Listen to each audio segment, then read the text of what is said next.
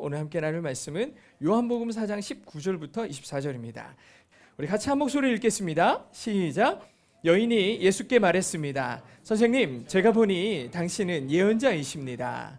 우리 조상들은 이 산에서 예배를 드렸는데 당신네 유대 사람들은 예배는 예루살렘에서만 드려야 한다라고 말합니다. 예수께서 여인에게 말씀하셨습니다. 여인아, 나를 믿어라.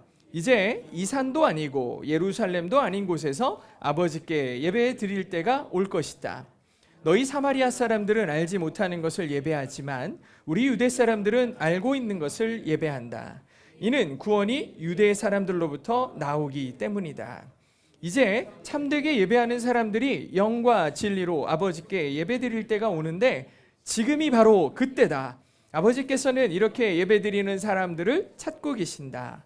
하나님은 영이시니 하나님께 예배드리는 사람은 영과 진리로 예배드려야 한다. 아멘. 오늘은 움직이는 교회가 됩시다 라는 말씀의 제목으로 함께 은혜를 나누도록 하겠습니다. 움직이는 교회가 됩시다. 예수 믿는 사람들을 결박하기 위해서 다메섹으로 있는 힘껏 달려가고 있는 사울을 한번 생각해 보시기 바랍니다. 이게 지난주 말씀이었는데요.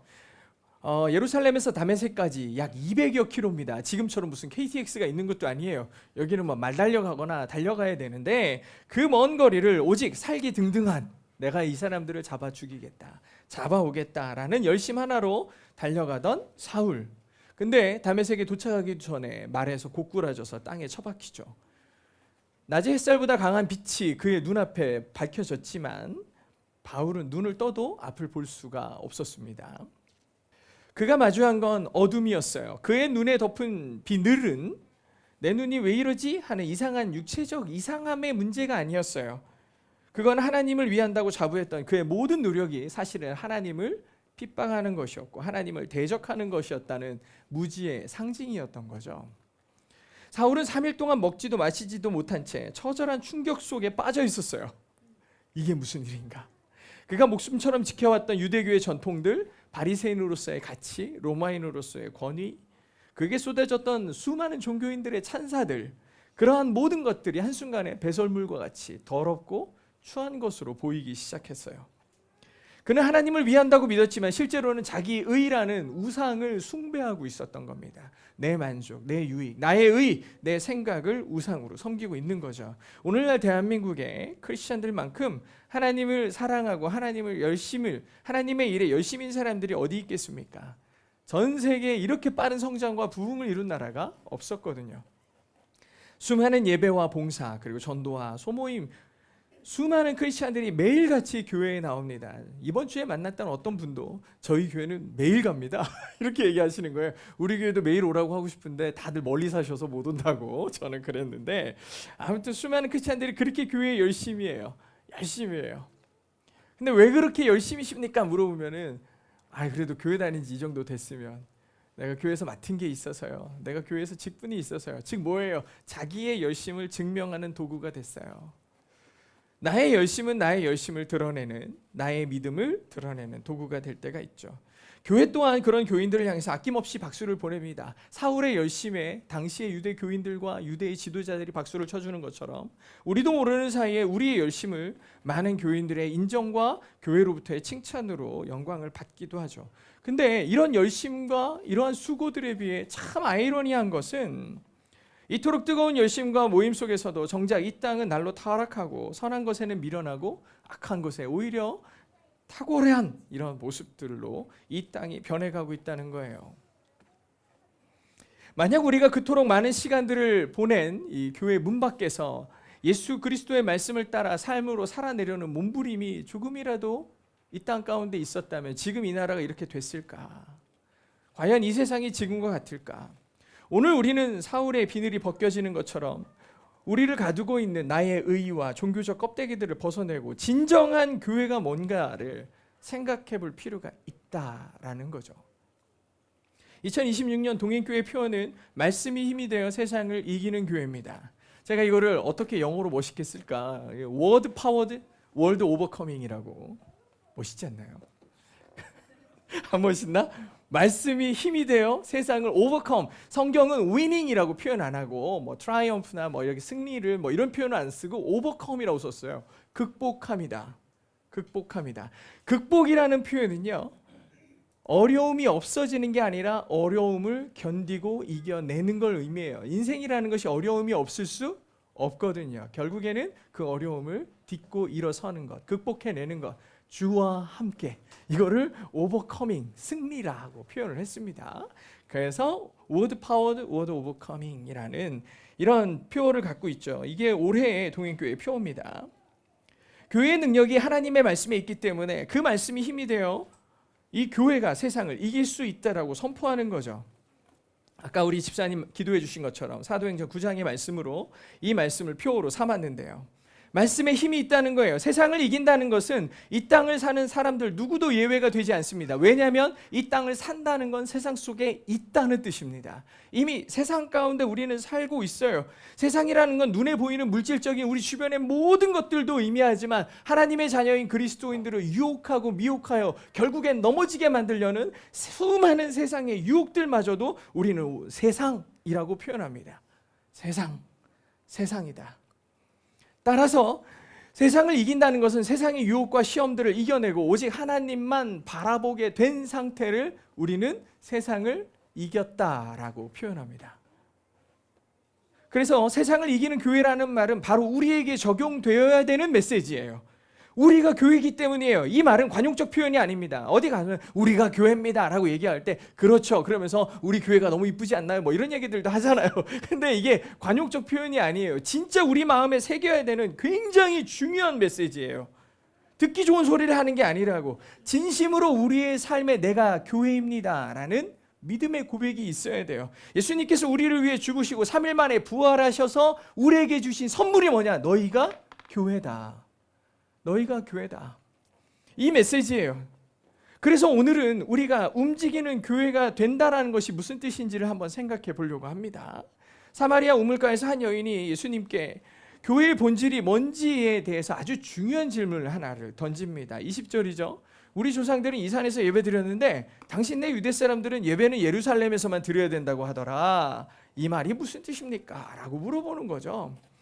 이 당시 사마리아 여인은 자기네는 이 산에서 예배하는데, 이 산은 그리심산입니다. 그리심산이라는 곳인데 왜 당신네 유대인들은 꼭 예루살렘에 가서 예배를 드려야만 진짜 예배라고 하는데 뭐가 맞는 겁니까? 당신은 똑똑하시잖아요. 당신은 선지자시잖아요. 대답 좀 해주세요 라고 묻죠. 그러면 우리는 왜 유대인들이 이러한 자부심을 갖고 있는지를 생각해 볼 필요가 있어요. 왜 유대인들은 예루살렘에서 하는 예배만 진짜라고 생각할까? 이유는 예루살렘에 뭐가 있어서 그래요? 성전이 있어서 그래요. 예루살렘에 성전이 있으니까 성전에서 하는 예배만 진짜라고 생각하는 거예요. 지금도 이런 생각과 크게 다르지 않은 성도들이 많아요. 교회에서 하는 예배만 예배지. 그래서 너 이번 주 교회 가서 예배했어? 아니? 그러면은 아유 예배도 안 했다 그러고 교회 가서 해야 되는 것만 생각하는 것처럼, 근데 내가 왜 그렇게 생각하지라고 생각하는 것에 그 이유를 한번 생각해 보세요. 혹시 나는 이 유대인들과 비슷한 생각을 하고 있지는 않는가 한번 고민해 보면서 말씀을 들어보시면 되겠습니다.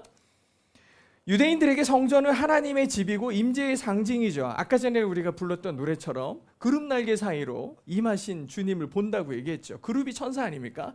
이 시은소라 그래가지고 이 법궤 위에 두 천사가 있어서 날개를 이렇게 펼치면 그 위에 하나님의 영이 임하시는, 그룹 날개 사이로 임하는 하나님의 영광의 그 임재의 그 상징을 볼 수 있는 곳이 바로 성전 지성소였죠.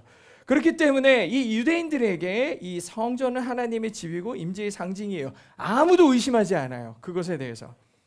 예루살렘 성전을 지어봐야 되겠다라고 처음 청사진을 그린 사람은 다윗입니다. 다윗이 성전을 지어야 되겠다 이런 생각을 했는데 어느 날 다윗이 왕궁에 앉아가지고 지켜보니까 하나님의 성막이 있는 거예요. 성막은 여러분 성막 그러니까 되게 홀리하고 나이스해 보이지만 그거는 텐트예요. 이제 구약식 표현으로 하면은 장막이라고 해서 태버너클이라는 표현을 쓰는데 쉬운 표현으로 하면 텐트예요. 그냥 뭐가 쳐 있어요?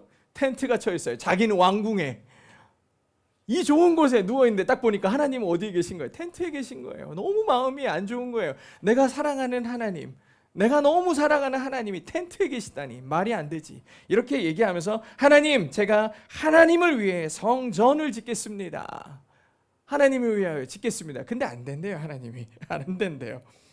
왜 안 되느냐는 뭐 너의 손에 피가 묻어서 그래 뭐 이런 얘기 하시지만 사실 다윗에게 하셨던 성전이 필요 없는 이유가 있습니다. 사무엘 하에 보면 이렇게 기록되어 있어요. 내가 이스라엘 자손들을 이집트에서 끌어낸 그날부터 오늘까지 나는 집이 있은 적도 없다.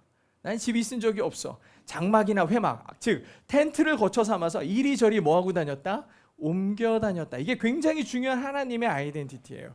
무빙하고 있다. 무빙 어바웃. 나는 옮겨 다니고 있어. 7절에 내가 온 이스라엘 자손들이 옮겨가는 곳마다 내 백성 이스라엘을 돌보라고 명령한 이스라엘 지파 가운데 내가 누구에게든지 내게 백항목 집을 지어주지 않느냐고 말한 적이 있느냐? 내가 언제 너희들한테 그 좋은 마음으로 집 하나 나를 위해 안 짓니? 라고 말한 적이 있느냐라고 말씀하시는 거예요.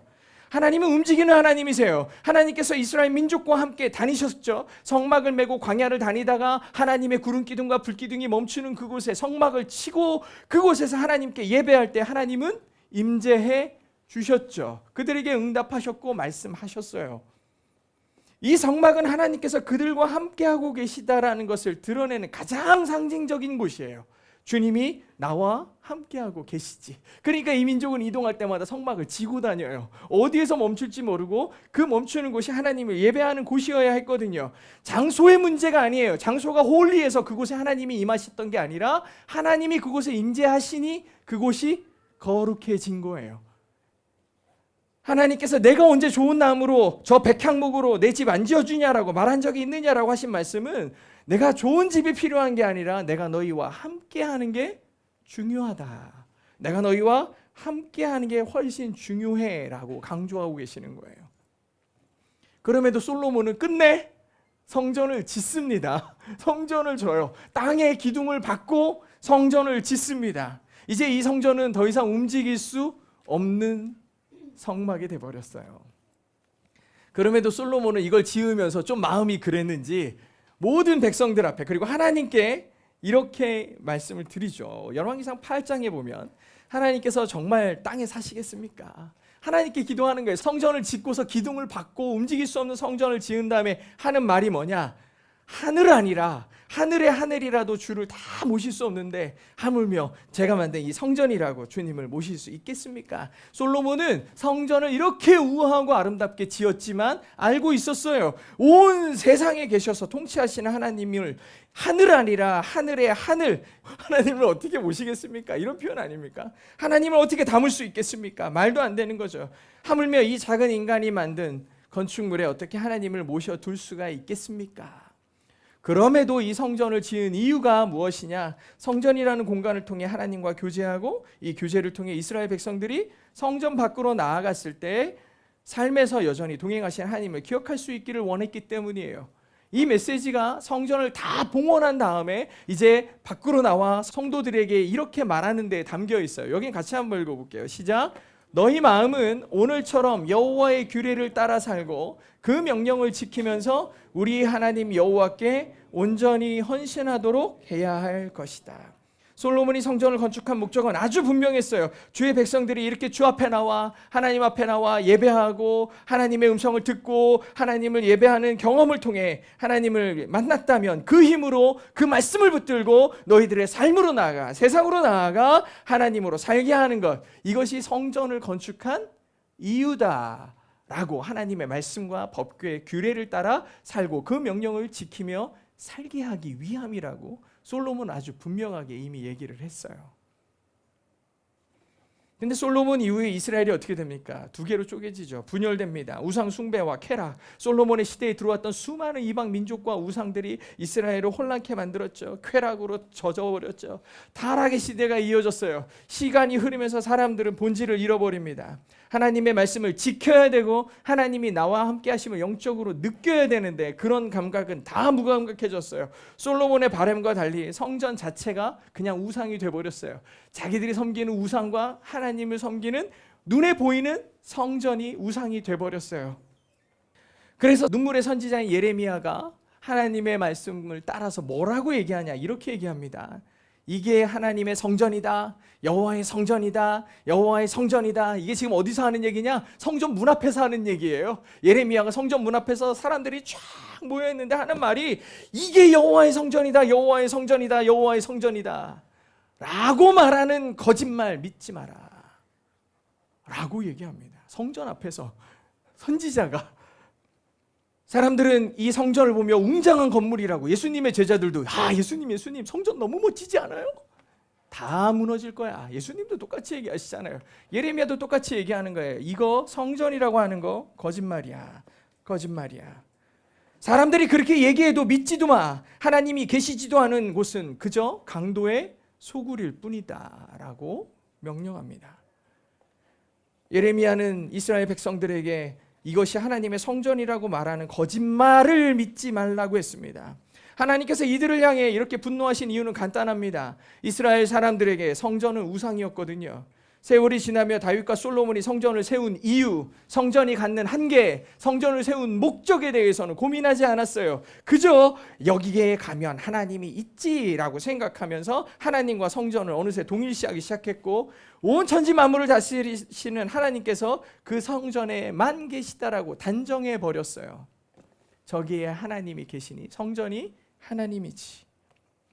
그러니 성전에 들어갈 때의 태도는 여기 가면 하나님 있지, 거룩하려고 그러고 애쓰고, 그러더니 성전 문 밖을 나오면서부터는 타락하고 하나님과 상관없는 인간으로 사는 거예요. 저기에 가서만 조심하면 되고, 여기에 들어와서만 조심하면 되고, 세상에서는 자기 마음대로 자기의 생각대로 우상 앞에 엎드리며 자기 마음대로 살았던 겁니다.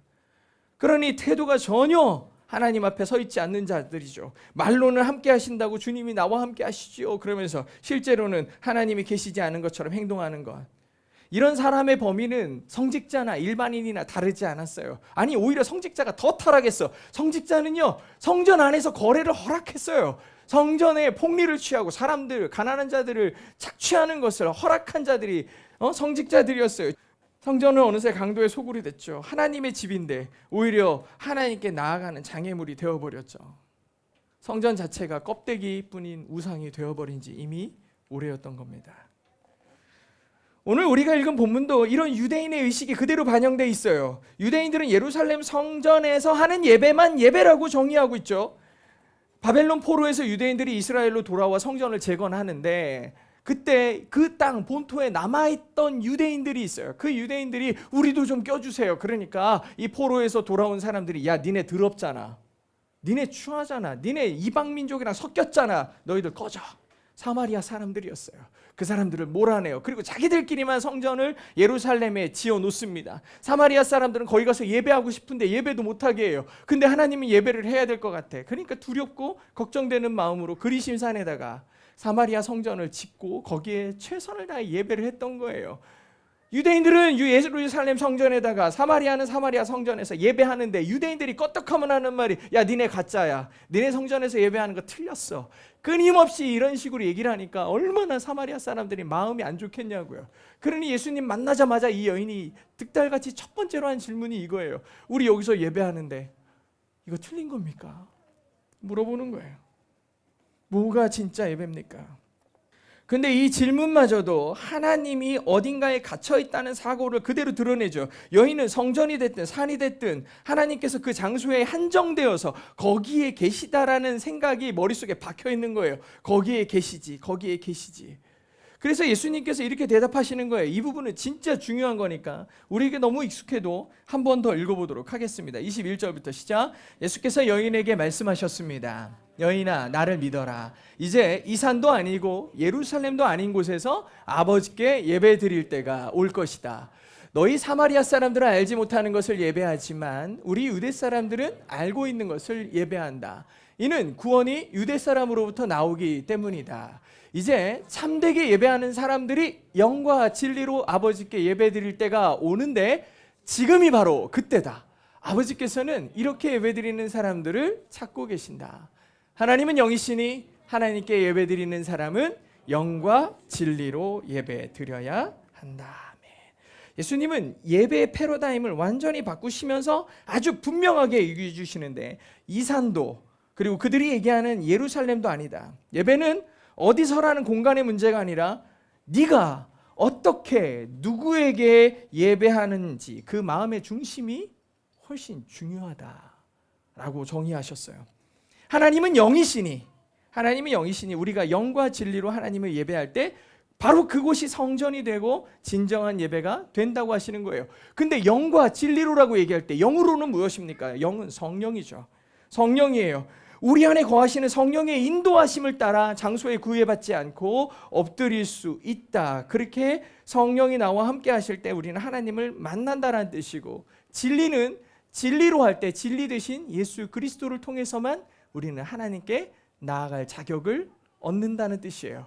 즉 영과 진리는 성령과 예수 그리스도의 이름으로 예배할 때 우리는 진짜 예배를 드릴 수 있다는 거죠. 예수님은 예배가 공간의 문제가 아니라 관계와 마음의 중심의 문제임을 분명하게 얘기하셨어요. 그래서 우리가 영과 진리로 예배할 때 그 서 있는 자리가 바로 성전이 되는 겁니다. 예수님의 성전에 대한 정의는 신약에 와서 새롭게 정립된 게 아니에요. 하나님은 끊임없이 이스라엘 민족들에게 그리고 하나님의 사람들에게 이 얘기를 해주셨어요. 예를 들면 야곱이 형의 축복을 빼앗아가지고 광야로 도망가지 않습니까? 도망가다 지쳐가지고 베개도 없는데 돌베개 베고서 자잖아요. 돌베개 자는데 거기에서 하나님의 천사들이 왔다 갔다 하는 무슨 환상 같은 걸 봐요. 그리고 거기서 일어나서 이 야곱이 뭐라 그러냐? 야곱이 잠에서 깨서 말했습니다. 참으로 이곳이 여호와께서 계신 곳인데 내가 몰랐네. 그리고 그는 두려워하며 말합니다. 이 얼마나 두려운 곳인가. 여기가 하나님의 집이고 이곳이 하늘의 문이구나. 다음날 일찍 일어나 야곱은 머리에 베었던 돌을 가져다가 기둥으로 세우고 그 위에 기름을 부었습니다. 그리고 거기를 베델이라고 불렀습니다. 라고 얘기하고 있어요. 여러분 잘 보세요. 야곱이 잠에서 깨어 제일 먼저 한 말이 뭐냐? 여기가 하나님이 계신 곳이었네요 였어요. 환한형을 피해 도망가다가 어디에서 자기가 멈췄는지도 몰라요. 어디에 자기가 쓰러졌는지도 모르고 피곤에 지쳐서 어떤 돌베개를 베고 잤는지도 몰라요. 그런데 그가 쓰러진 그곳에 하나님이 계셨다는 거예요. 너희가 있는 곳에 내가 있다예요. 거기가 무슨 거룩하고 홀리한 땅이라서 그런 게 아니에요. 그런 게 아니라 하나님이 그곳에 계시니 이 야곱이 뭐라 그럽니까? 주님이 여기 계신 줄 몰랐네요. 여기가 하나님의 집이고 여기가 하늘의 문이군요. 라는 감격이 이후에 생긴 거잖아요. 그러면서 벳엘이라고 이름을 짓는 거예요. 벳은 집이고 엘은 하나님이니까 하나님의 집이군요. 하면서 그 땅을 베델이라고 이름을 짓는 거예요. 하나님이 계시니. 그곳에 하나님이 계시니 하나님께서 끊임없이 성전의 의미를 장소에 제한하지 않으시고 하나님의 임재를 대하는 사람들에게 성전의 본질이 뭔지 계속해서 가르쳐 주시는 거예요. 사도 바울은 성전에 대해서 뭐라고 정의하냐? 이것도 같이 한번 읽을게요. 시작. 여러분은 자신이 하나님의 성전인 것과 하나님의 성령께서 여러분 안에 계시는 걸 알지 못합니까? 만일 누구든지 하나님의 성전을 파괴하면 하나님께서 그 성함을 멸하실 것입니다. 이는 하나님의 성전은 거룩하기 때문입니다. 여러분이 바로 하나님의 성전입니다. 아멘. 사도 바울은 좀 더 적극적으로 확장해서 크리스천인 우리가 하나님의 성전이라고 말하죠. 그래서 크리스천이 된다는 건 내가 이제부터 움직이는 성전이 되겠다라는 걸 의미하는 거예요. 이게 오늘 말씀의 아주 핵심이에요. 이게 오늘 말씀의 핵심이에요. 물론 이렇게 함께 예배하고 교제하기 위해서 존재하는 물리적 공간도 필요하죠. 하지만 그곳은 그저 예배하는 장소, 예배당일 뿐인 거예요. 하나님의 진정한 성전은 건물이 아니라 우리 자신이어야 합니다. 우리 자신이어야 돼요.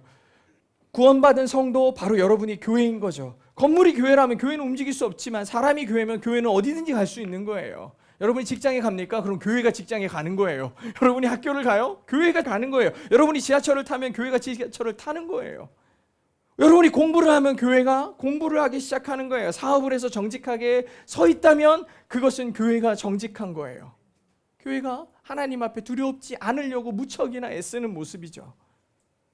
하지만 안타깝게도 많은 사람들이 아직도 건물을 성전이라고 생각해요. 유럽의 교회들은 수백 년 동안 건물을 수리하고 있어요.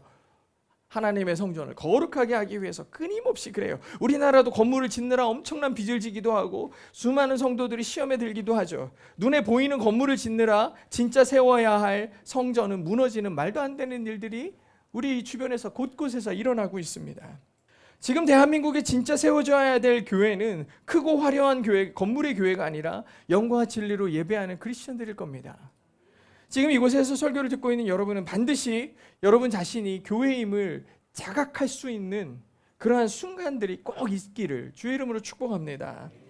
우리 교회는 때를 따라 선교나 비전 트립을 떠나죠. 그렇게 다녀오고 나면 간증하면서 내가 그곳에서 주님을 만났습니다. 그래요. 그럼 너무 은혜롭죠. 너무 감사하죠. 의미 없이 갔다 온 게 아니라 그곳에서 주님을 만났대. 그런데 갔다 온 모습은 주님이 없는 삶을 살아요. 그러면서 맨날 그래. 그때 좋았는데 다음에 또 가야지. 다음에 또 가야지. 왜? 거기 가면 주님을 만날 수 있잖아. 이거 되게 황당한 말이에요. 많은 분들이 그런 식으로 이 선교나 이런 사역들을 생각을 해요. 그럼 거기 가지 말아야 돼. 선교든 비전 트립이든 그 목적은 그저 우리의 영적 감각을 깨우는 이벤트에 불과해요. 그럼에도 이런 이벤트를 하는 이유는 우리의 깨어진 감각이 우리의 삶으로 연결시키기 위해서인 거예요. 주님을 만났던 감각, 내가 거기에 갈 줄 누가 알았으며 거기에 가서 주님을 만날 줄 누가 알았겠냐고. 사실은 주님이 이미 나와 함께하고 계셨던 거예요. 그 감각들이 깨어나서 우리의 삶으로 돌아왔을 때 주님이 여전히 나와 함께하심을 알아야 되는데 그게 아니라 어떤 특정한 장소에 가서 홀리한 장소에 우리 학생들 같은 경우 수련회 가가지고 막 은혜를 막 받았어요. 근데 교회 와서는 마치 주님이 없는 듯 살고 있다면 충격적인 일이에요. 수련회를 왜 가냐고, 부흥회는 왜 가냐고. 거기에서 받은 은혜가 삶으로 이어져야죠. 다 이벤트야, 다 이벤트. 그때가 좋았네, 그때가 좋았네. 이스라엘 민족이 그 척박한 광야의 삶에서 성막을 들고 다니다가 그 성막을 펼치고 예배하는 바로 그 자리가 우리가 어디인 줄 알겠냐고요. 주님이 멈추시는 그 자리가 거기가 예배하는 자리였던 거예요. 삶이 어땠을지 아무도 몰라요. 곤고했을지 아플지 기쁠지 슬플지 몰라요. 하지만 그곳에 성막을 치고 하나님을 예배하는 순간 주님이 그 자리에 임재하셨다는 거예요. 우리가 엎드리는 그 자리가 어디든지 영과 진리로 예배하는 베델이 되는 것, 그것이 우리가 움직이는 교회인 이유인 겁니다. 올해 표처럼 말씀이 힘이 된다는 것은 하나님의 말씀이 내 삶의 근원이 되는 거예요. 에너지가 되고 배터리가 되는 거예요. 당신을 살게 하는 게 뭡니까? 라고 질문하면 여러분들은 뭐라고 얘기하시겠습니까? 물론 교회에서 물어보면 뻔한 답들을 여러분은 머릿속에 생각하고 있겠지만 세상에 가서 당신을 살게 하는 게 뭡니까? 그러면 우리 가족?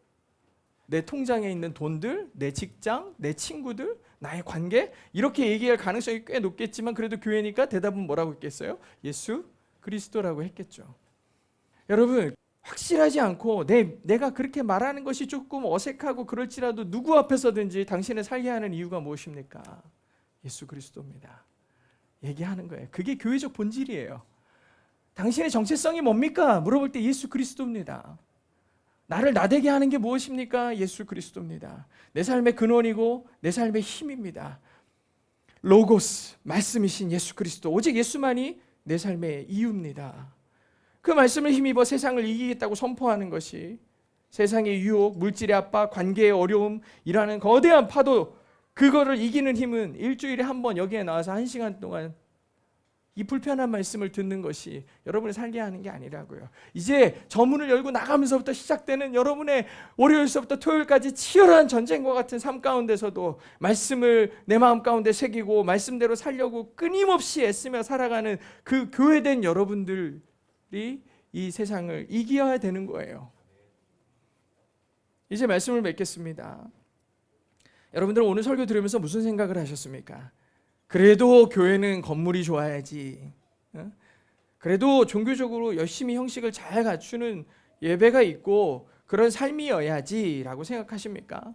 나 오늘 예배했으니까 일주일 크리스천으로서 할 거 다 했다. 뭐 이런 생각에 만족감이 누려지십니까? 할 거 다 했다라는 포만감. 그렇다면 여러분은 예수님을 다시 건물 안에 가두어 버리는 어리석은 짓을 하는 거예요. 또 어떤 분들은 목사님 저렇게 얘기하는 거 보니까 이제 다음 주부터 교회 안 와도 되겠다. 내가 엎드리고 내가 텐트 치는 그곳이 바로 교회지. 뭐 이렇게 얘기할 수도 있어요. 근데 그렇게 얘기하면 어쩔 수 없어요. 이미 마음으로 그렇게 하기로 작정한 거잖아요. 그리고 되게 좋은 어떻게 보면 변명이 될 수 있죠. 근데 나는 진심으로 여러분들이 서 있는 곳에서 영과 진리로 예배할 수 있다면 여기에 와서 아무 생각 없이 앉아 있는 것보다 100배는 낫다라고 생각합니다. 100배는 낫다. 그럼에도 제가 권면하며 우리가 함께 합시다. 우리가 교회가 됩시다 라고 말하는 이유는 우리가 연약하기 때문이에요. 그래서 여러분 각자가 교회가 되어가는 과정에 귀한 믿음의 동역자들이 옆에 있는 거예요. 우리 혼자 있을 때는 내가 다 맞는 줄 알아요. 내가 틀려도 스스로 내가 맞아. 영상을 열어봐도 내가 듣고 싶은 소리만 들어요. 그래, 내가 맞았구만. 교회들이 다 타락했어. 목회자들이 다 타락했어. 교회 가봤자 좋을 게 없어. 그러면서 내 안에 만족감과 유익을 얻으려고 끊임없이 애쓰는 우리의 연약함의 반증 아니에요? 그래서 여러분 각자가 교회가 되어가는 과정 가운데 귀한 동역자들을 이렇게 붙여준 거예요. 리더들을, 오빠들을, 동생들을, 믿음의 사람들 옆에다 둔 겁니다. 함께 그리스도 안에서 교제하며 온전해져 가는 것, 그것이 코이노니아의 교회이고 교제의 교회입니다. 우리는 서로에게 짐과 부담이 아니라 기쁨과 감동이 되어 가야 합니다. 그것이 교회됨이에요. 사랑하는 동행 성도 여러분, 이제 일어나 세상으로 나갈 겁니다. 처음 개창할 때부터 저 문 앞에다 저렇게 붙여놨죠. 이 문 열고 나가면 선교지입니다 라고 써놨어요. 저 말 들을 때 여러분 어떤 마음이 드셨습니까? 우리는 세상에 움직이는 교회가 되어야 합니다. 여러분의 삶에 오늘 예배했던 말씀과 찬양, 기도가 흘러나와야 돼요. 교회에 가야만 찬양을 듣고 교회에 가야만 말씀을 내가 읽고 교회에 가야만 기도하는 게 아니라 삶이 찬양과 말씀과 기도가 넘쳐나야 된다는 거죠.